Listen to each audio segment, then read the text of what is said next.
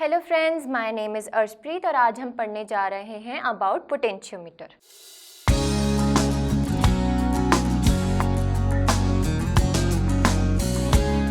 Basically potentiometer क्या होता है? It is an electrical instrument. It measures potential difference more accurately as compare to volt meter.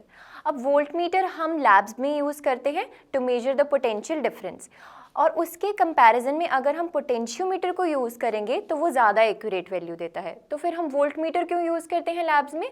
Because उसका small size होता है और वो मोर कन्वीनियंट होता है यूज़ करने के लिए. ठीक है, बट जहाँ पे भी हमें एक्यूरेट वैल्यू चाहिए होगी पोटेंशियल डिफरेंस की, वहाँ पे हम क्या प्रेफर करेंगे कि हम पोटेंशियोमीटर यूज़ करें. ठीक है, इसके दो यूजेस हम आज पढ़ने वाले हैं. To compare the EMF of two cells and to determine the internal resistance of a cell.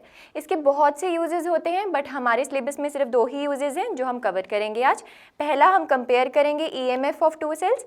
EMF क्या होता था?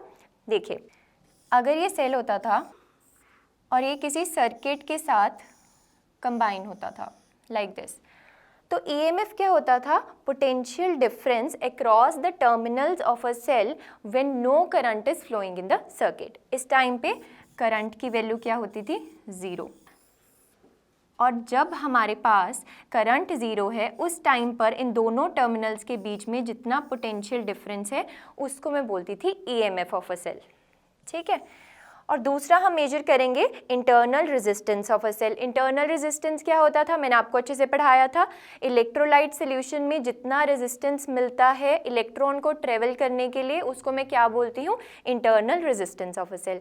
आपको डिस्क्रिप्शन बॉक्स में उस वीडियो का लिंक प्रोवाइड कर दिया जाएगा. अब आगे चलते हैं, कंस्ट्रक्शन देखते हैं पोटेंशियोमीटर की. देखिए, कंस्ट्रक्शन में पहला पॉइंट है long wire of few metres of uniform cross sectional area.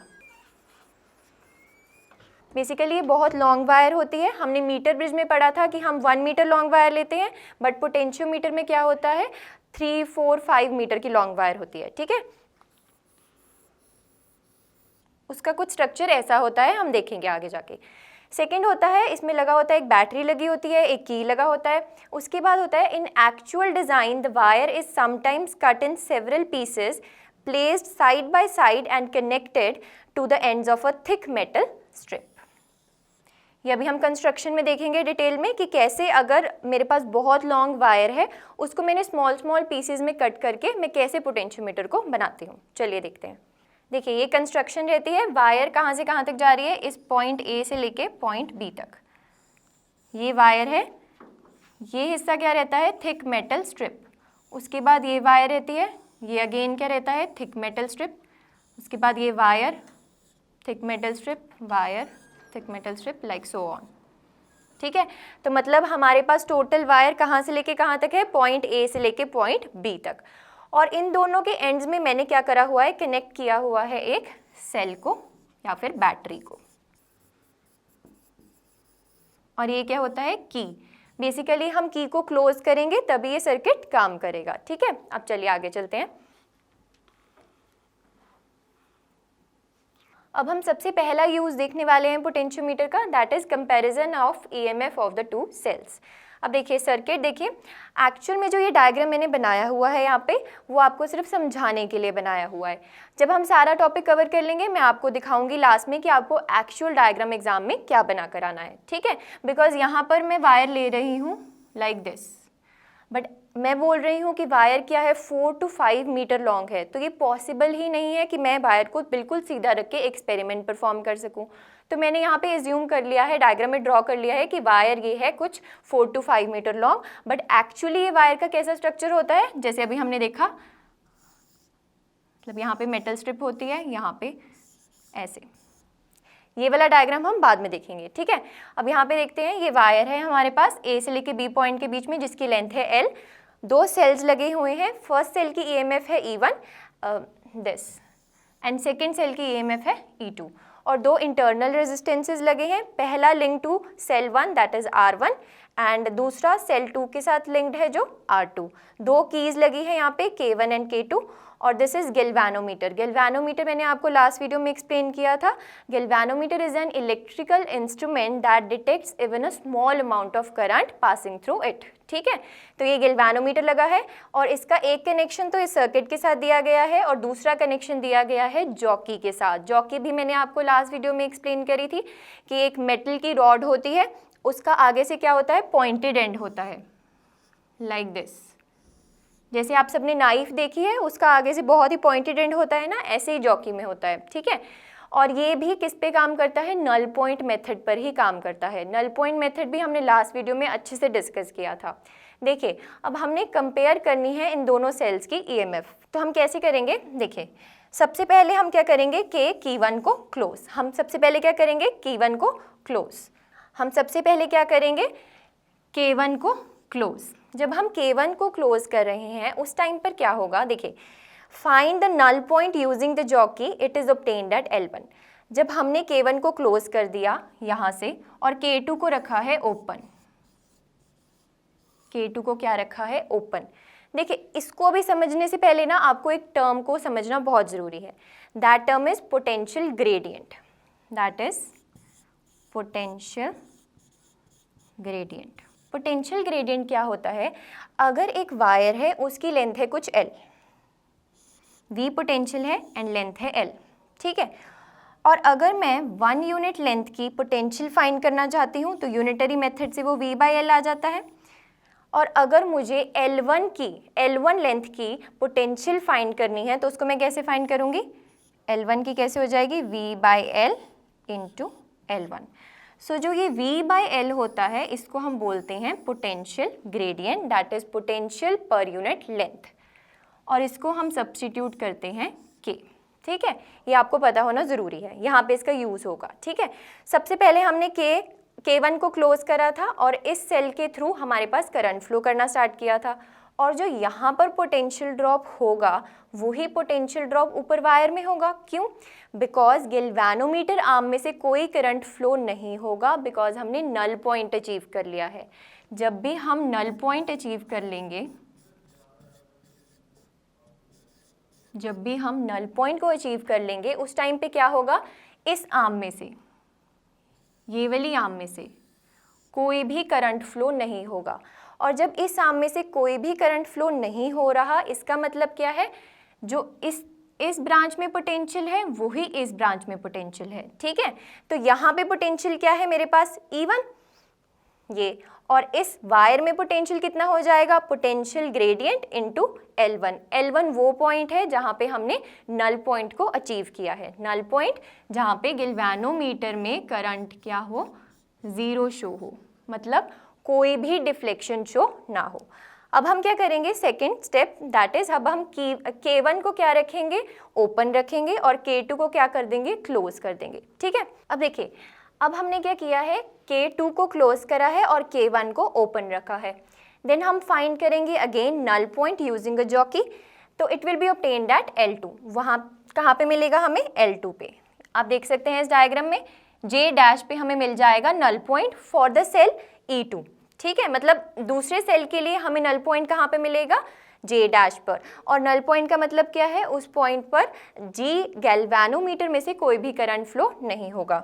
ठीक है, अब आगे देखते हैं। तो L2 is balanced for E2, तो अब मेरे पास क्या इक्वेशन आ जाएगी, V/L इंटू L2, मतलब ये था V/L क्या था, पोटेंशियल ग्रेडियंट था, V/L क्या था, पोटेंशियल ग्रेडियंट।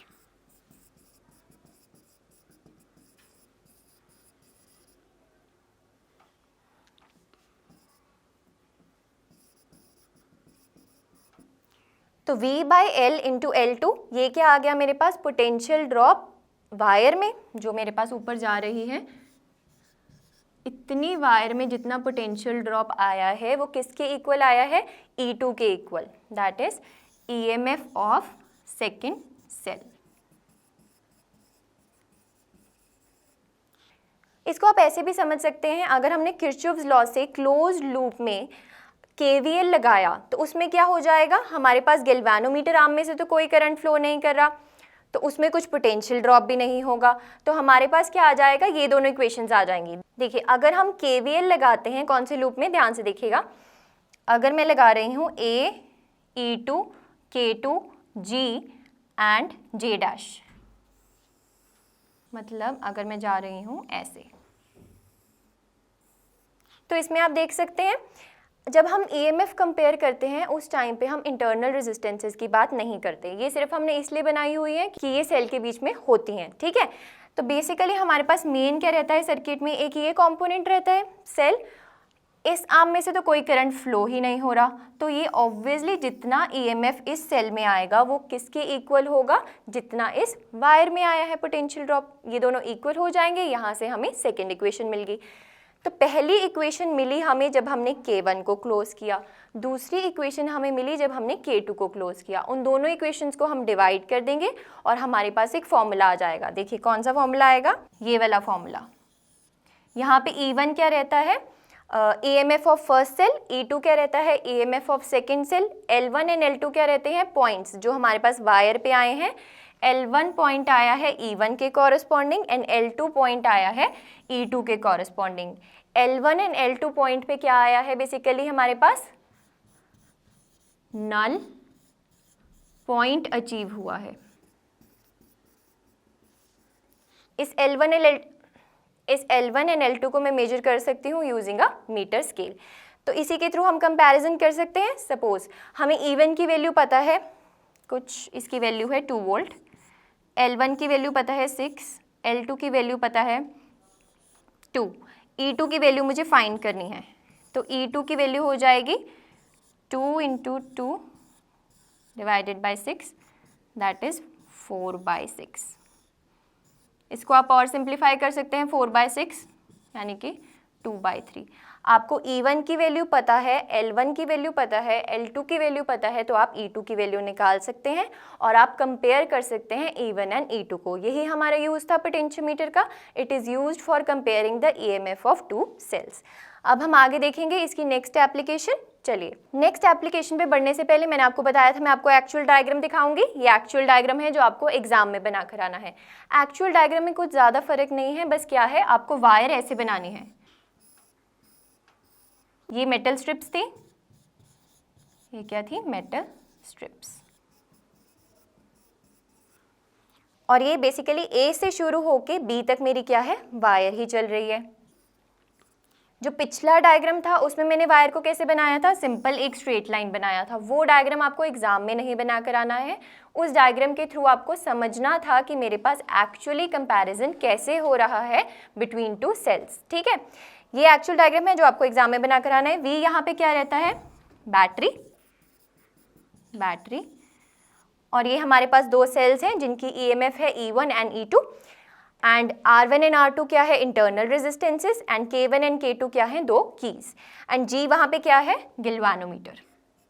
गिल्वानोमीटर से कनेक्शन कहाँ पे आ रहा है, वायर पे, और J1 एंड J डैश क्या है, 2 पॉइंट्स है, मतलब यहाँ पे क्या लगी हुई है, पॉइंटेड जॉकी, जिसके थ्रू हम फाइंड करेंगे नल पॉइंट। सेकेंड एप्लीकेशन क्या रहती है पोटेंशियोमीटर की, to determine the internal resistance of a cell. अब देखिए ये हमारे पास एक सेल है जिसकी EMF दे रखी है E, this is EMF। Okay, ये हमारे पास लगा हुआ है internal resistance of a cell, ये हमारे पास लगा हुआ है एक्सटर्नल रेजिस्टेंस,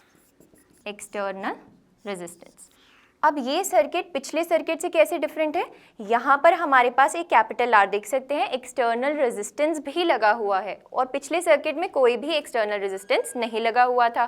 ठीक है, और यहाँ पर एक की लगी हुई है, एक गिल्वानोमीटर लगा हुआ है, और यहाँ पर भी मैं क्या ले रही हूँ, एक wire like this. Actual diagram हम टॉपिक खत्म होने के बाद देखेंगे, ये अभी हम देख रहे हैं समझने के लिए। ठीक है, अब देखिए सबसे पहले हम क्या करेंगे, की को ओपन रखेंगे, की को अभी क्लोज नहीं करेंगे, शुरू में की को ओपन ही रखेंगे। तो अगर की ओपन है तो no current will be flowing through this circuit, कोई भी करंट फ्लो नहीं होगा इस सर्किट से। ठीक है, उस पॉइंट पर जब हमने की को ओपन रखा है तो हम क्या करेंगे, जॉकी का यूज़ करके वायर के ऊपर उसको जॉकी को रख कर हम फाइंड करेंगे नल पॉइंट। मैंने आपको एक्सप्लेन किया था पिछली वीडियो में अच्छे से नल पॉइंट के बारे में।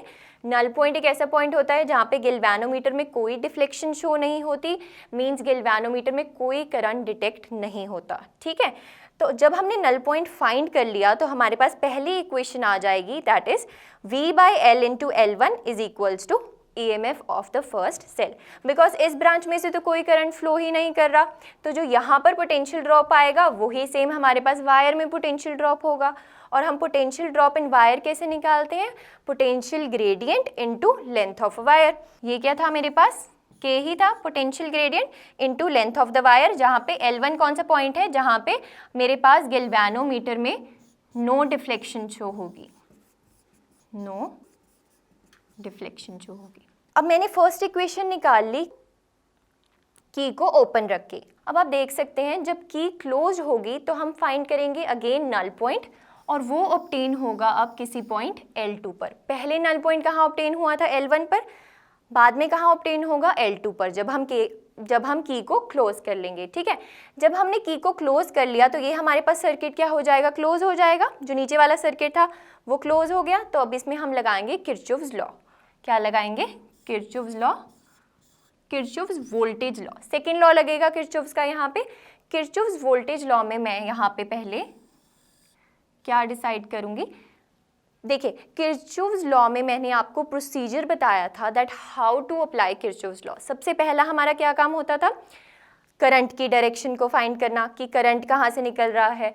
उसके बाद हमारा काम होता था लूप को देखना कि हम लूप कौन सा चूज करेंगे। अब यहाँ पे तो एक ही लूप है तो ऑफ कोर्स लूप तो यही रहेगा। और करंट की डायरेक्शन क्या है, like this, from positive to negative.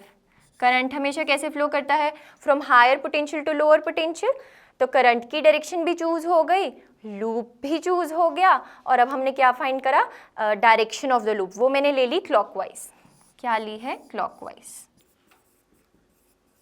तो जब मैं इसमें KVL लगाऊंगी तो देखिए क्या होगा मेरे पास KVL लगाने से। अब सबसे पहले मेरे पास A B C D, suppose ये पॉइंट्स हैं, मैं मूव कर रही हूँ A to B।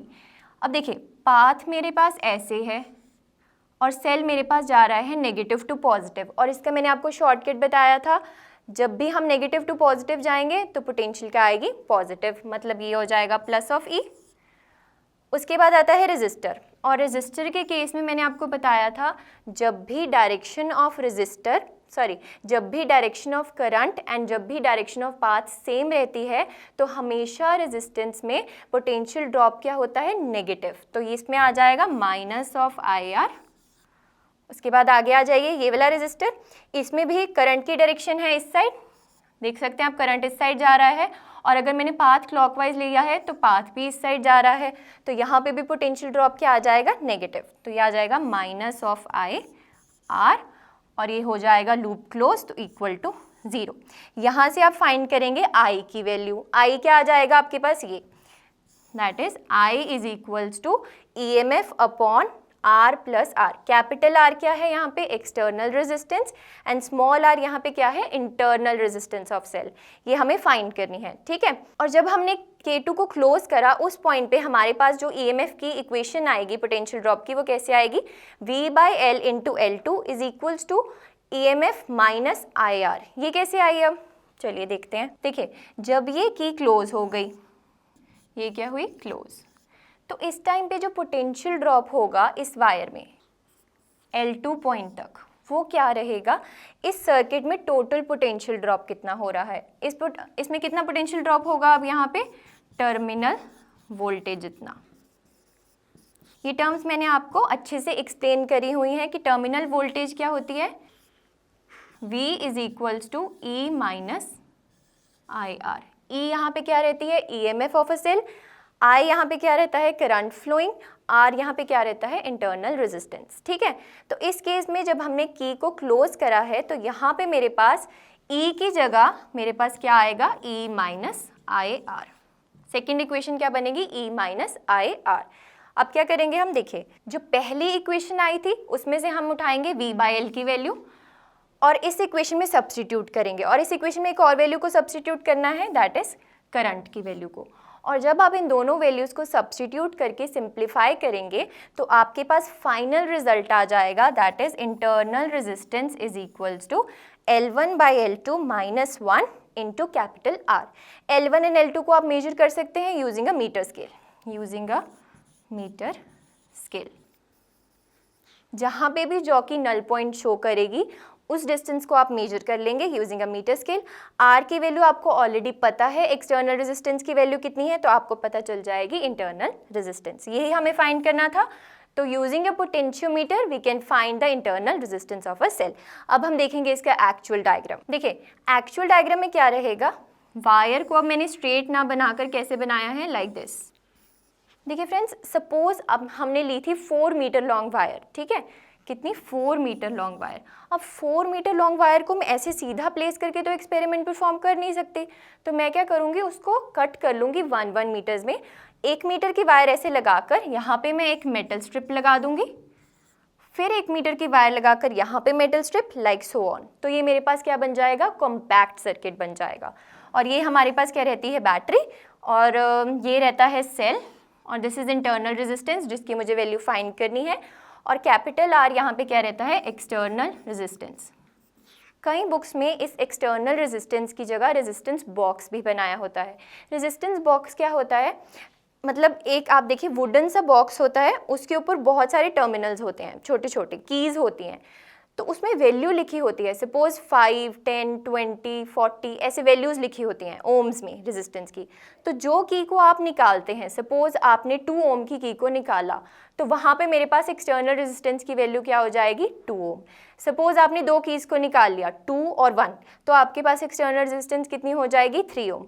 बेसिकली ये हम इसलिए यूज़ करते हैं, कई बुक्स में एक्सटर्नल रेजिस्टेंस की जगह रेजिस्टेंस बॉक्स इसलिए यूज़ करा होता है क्योंकि वो बताना चाहते हैं कि एक्सटर्नल रेजिस्टेंस को सेट करना आपके खुद के हाथ में है, कि मतलब आपको कितना एक्सटर्नल रेजिस्टेंस सेट करना है, आप खुद उसको सेट कर सकते हैं। तो this was all about this circuit. ये क्या था, गैल्वेनोमीटर। एंड गैल्वेनोमीटर किसके साथ कनेक्टेड था, जॉकी के साथ। तो ये थे हमारे यूजेस ऑफ पोटेंशियोमीटर। इसी के साथ हमारी आज की वीडियो होती है फिनिश। आज हमने चैप्टर 3 कंप्लीट फिनिश कर लिया है, ठीक है। अब हम नेक्स्ट वीडियो में पढ़ेंगे रिवीजन एक्सरसाइजेस के बारे में। Till then keep revising and enjoy physics and stay connected with me on this channel, that is IVIS education.